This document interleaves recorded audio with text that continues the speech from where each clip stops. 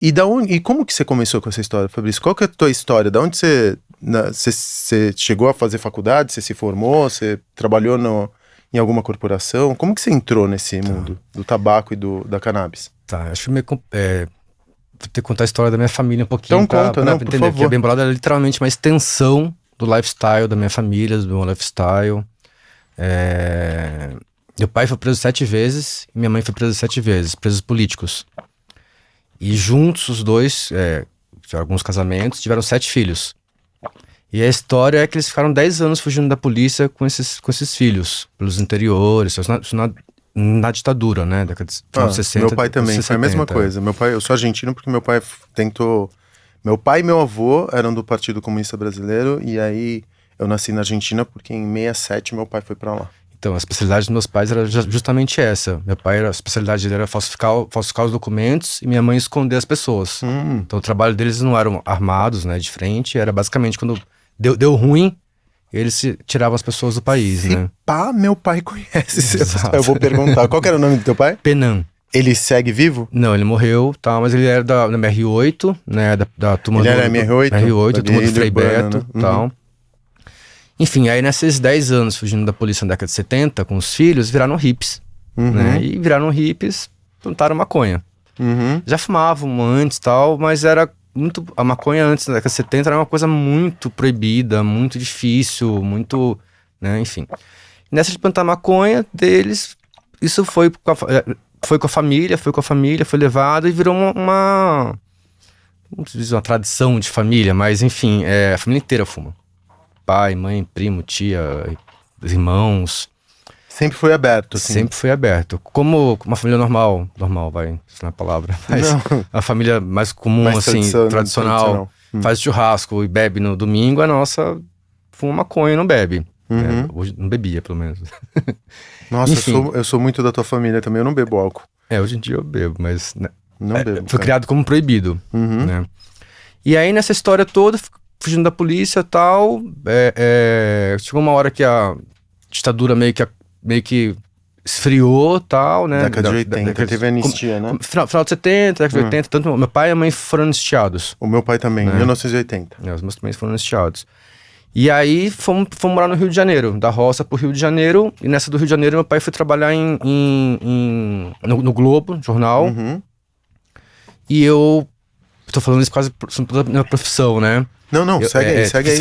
Fiz faculdade da vida, então com 14 anos já tava numa agência de propaganda. Meu pai no Globo e tal.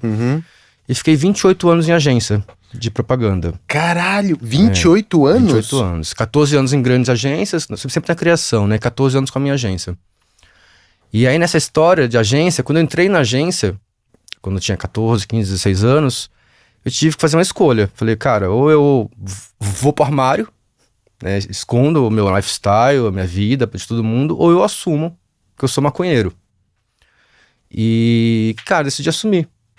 Desde moleque e tal. E isso foi muito legal na minha vida, porque naquela época de agência, o povo tinha aquela coisa de agência e tal, o povo maluco e tal, mas o povo era muito careta.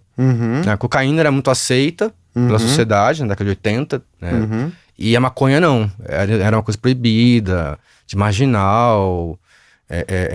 o cara era vagabundo, maconheiro, tinha todo esse estigma, né? E quando eu assumi, cara, eu vi que foi muito legal, porque todas as pessoas que eram consideradas caretas, eles simplesmente não tinham esse viés, eles não tinham com quem trocar. Então abriu um campo, desde pequenininho, do ativismo canábico, do assunto canábico, para todo mundo e tal. E, pô, foi maravilhoso, porque isso profissionalmente super me destacou dentro dos lugares, né? E aí tinha o viés que eu não podia errar. Lógico. Se eu errasse é porque era um drogado, maconheiro, brarata. Então isso, pô, me forçou a, cara, ser sangue nos olhos ali e entregar muito mais, né? Respondendo a sua pergunta, não fiz faculdade. Não, mas fez algo mais importante talvez que a faculdade, que foi ter a experiência... dentro de uma agência por quase 30 anos. Exato, porque eu sou dislexo e tenho TDAH, sei lá, enfim. Então, pô, repeti a terceira, a quinta e a sétima. Então, quando eu cheguei na época de faculdade, eu tinha 20 anos, 21 anos. Eu trabalhava em agência há 6, 7 anos. Falei, cara, não vou. E via, já tava agência gigante já, e via a galera chegando, da SPM, não sei da onde, sem saber nada. Porque o que eu faço é criação. Uhum. Então não existia faculdade de criação. Só existia a SPM, que era assim, você tinha no último ano, montava uma agência, fazia um trabalhinho. Então não tinha literalmente também, isso é uma coisa nova no Brasil, acho que tem 20 anos, algo do gênero, Uhum. faculdade de criação mesmo.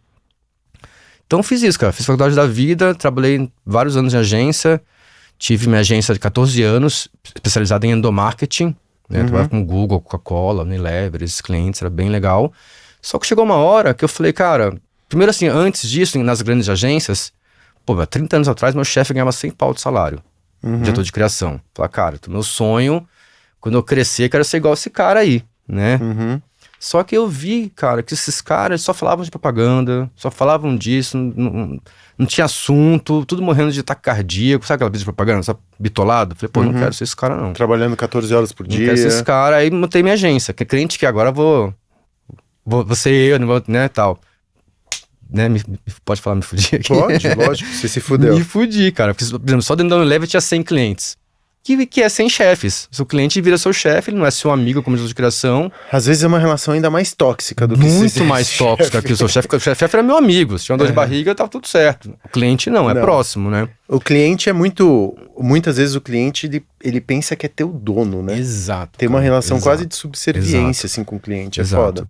E aí chegou num ponto que eu falei, cara, isso que eu faço aqui, que é serviço, não tá com nada. Tô fudido com isso aqui. Porque quanto melhor eu tiver, mais fudido eu vou estar. Porque assim, menos consigo delegar, mais depende da minha mente. Se tem uma dor de barriga, já era, sabe assim? Então eu falei, cara, isso aqui não aguento mais isso aqui. Serviço. Aí que veio a Bem Bolado.